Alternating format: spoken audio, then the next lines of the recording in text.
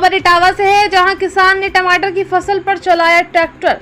कीमत में भारी गिरावट, 1-2 रुपए किलो बिक्री।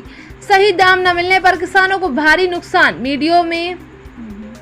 मंडियों में किसानों को नहीं मिल रहा है टमाटर का सही भाव। भरथना क्षेत्र में सैकड़ों किसानों ने फसल पर चलाया ट्रैक्टर। इटावा में किसानों ने टमाटर की फसल पर चलवाया ट्रैक्टर।